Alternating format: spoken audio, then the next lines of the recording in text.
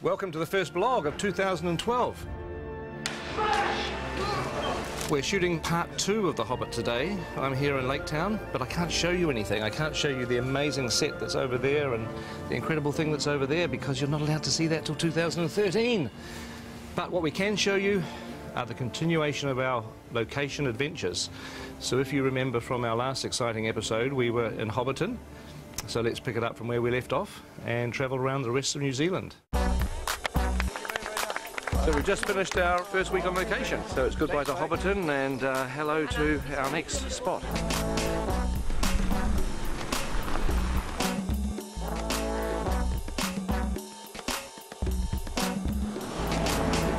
Here is the weather.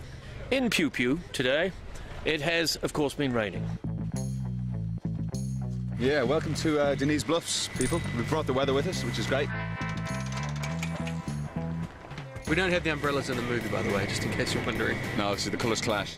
What's kind of weird is you're on the sets in the studio and they look so real, but you come out on location, this almost looks fake because you think this can't exist. It's just weird. It's not real, it's a trick. It's a trick. It's a trick, it's mind games. Done with mirrors. It's a very nice environment. Some nice stuff up in there. Just going to be a bit lumpy getting stuff around and building stuff on rocks and bits and pieces, but be nice. Good location. I'm just worried about the dinosaurs.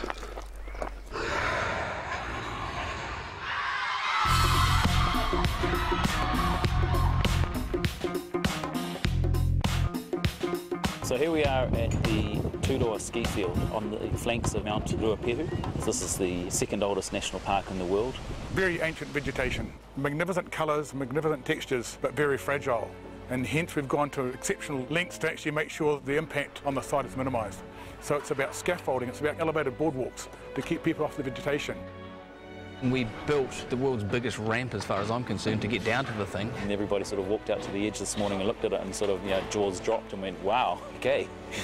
So that's how we get onto set today. So this is my favourite location. It's beautiful. There's a mountain, there's a waterfall, there's a beautiful view across the valley there. It's one of those sort of archetypal Kiwi places that you think, God, New Zealand has such amazing landscapes.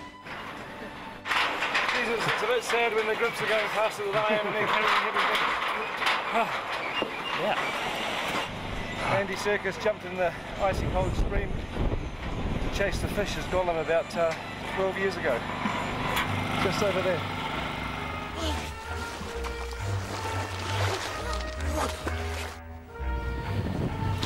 So, welcome to first day on location with second unit. I've spent quite a lot of the last few weeks in a chopper because a lot of our stuff was aerial coverage. We'd take off and choose our line and choose the way that we were going to shoot it and how we were going to reveal the landscapes. So we're using the space cam on all the aerial stuff on this show. This particular rig is set up for 3D. There's a chopper behind me, isn't there? The bonuses of being on second unit is that we do a lot of locations that are too tricky or time-consuming for main unit to go to, so a lot of our locations were helicopter-only access, so we got very, very good at loading in and out of choppers.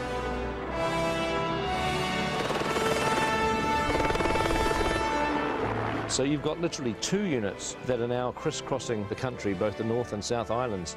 About halfway through our location shoot, first and second units met up, and it happened to be exactly halfway through the entire shoot, day 127, and we commemorated that with a hoodie, a halfway hoodie.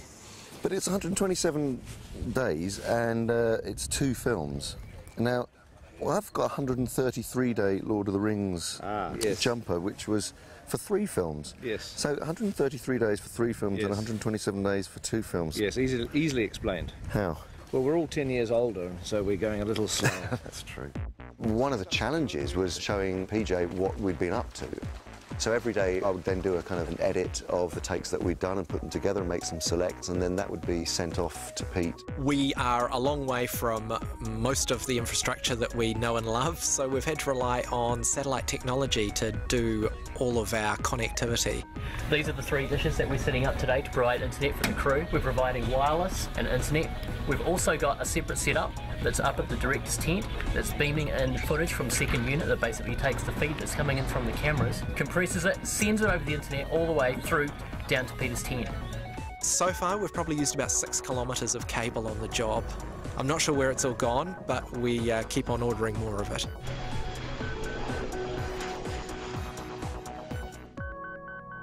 Strathtyre, Central Otago. So this is a location where you can literally shoot 360 degrees every direction.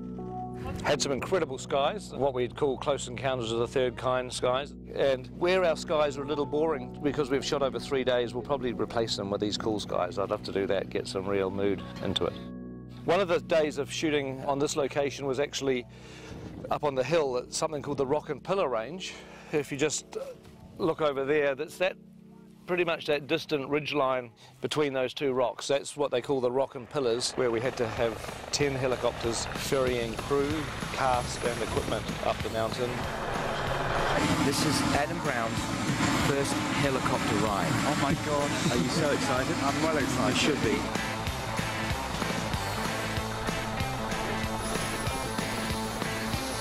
Yes. In! Oh, he's in! He's in! It's on video! And action! Amazing! So we're packing up at the end of our location shooting here at Strathtyre and going to Queenstown. Here we are, beautiful Queenstown. We're just at the base of outside the Earnslow Burn, which is the most spectacular shooting location I think we've been to yet. We're shortly going to do a rendition of the Hills Are Alive with the Sound of Music, starting with Mark Gabbady's over there. So he's getting into his Maria position. There he is.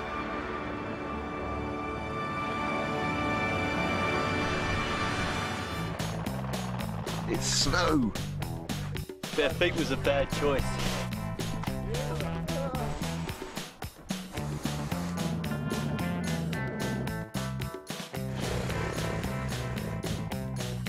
And we've been to Paradise before. That's where we shot a few scenes of Fellowship of the Ring, mainly, back in 1999. Lothlorien Forest, Boromir's death. The great thing about this job, you get to see beautiful, beautiful places like this.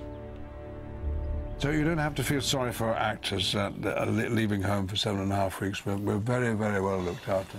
The catering on this movie has been sensational. The numbers we were doing on location were between 300 and 400 until we got to Twizel. Then we were doing 570, 580 because we had quite a few extras there as well. We cook 100 at least kilos of meat every day. One of the guys worked out that we'd been through a ton of oranges already. It's Formal Friday today, so we're dressed in suit. It's one of the only ways to be able to, for the crew to know what day of the week it is. Every morning we crank out about 200, 300 coffees. We're heading off to the hills to look after a crew of about 100 people who have all been choppered in up into the mountains. It being in the mountains, there's snow around, so it's cold. So obviously in formal dress, sometimes it's not practical. So as you can see here, Andrew has gone from a 3-piece to a 4-piece with the addition of a nice cozy puffer jacket. Because you can't always look good, sometimes you have to be sensible.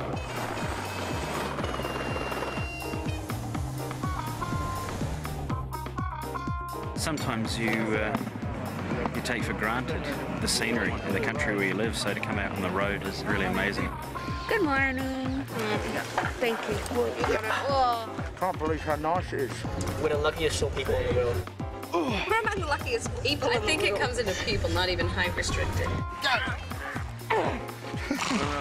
New Zealand looking at its spectacular best, and a lot of very happy actors cavorting around in front of it.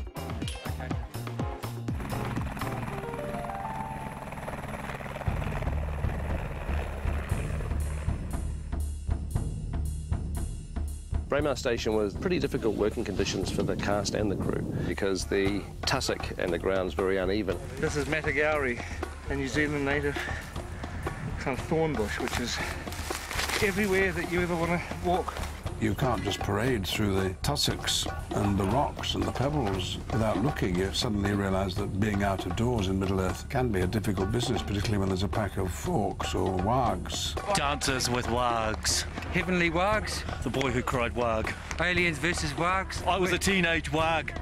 Enormous amount of running. Scene 88, I think, is actually going to be a third film. It'll be coming out between the first and the second. It's actually, for the most part, it's easier working inside a studio. But of course, you know, the studio doesn't have the incredible vistas, and that's what we were there for. 8 kilometres from Mount Cook, surrounded by the guys behind me. Unbelievable.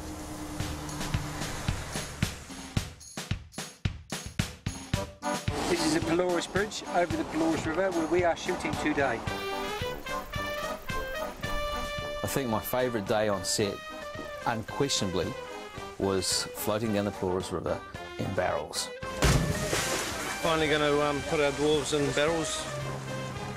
It actually looks like fun. I'd do it myself if I wasn't busy doing other things. Oh my God! Today we're swinging over the river. We've got some dwarves coming down in barrels. Keep going, everybody. That's good. Yeah! That was way cool, and if they ever make that a ride at any of the Warner Brothers movie worlds, lifetime pass, please. While we were at Pelorus, our location shooting came to a pretty dramatic end because the police arrived and said they were about to issue a severe weather warning. Okay, we need to shoot, please. It's raining. We need to get going. B-marker. And I've never seen a crew pack up their gear so quickly. The very next day, everywhere where we were standing, where our equipment was, our cameras, our actors, the director was under floodwater. It was incredibly dramatic. The rise in the river level was like 20, 30 feet. And that's location. Yes. Done.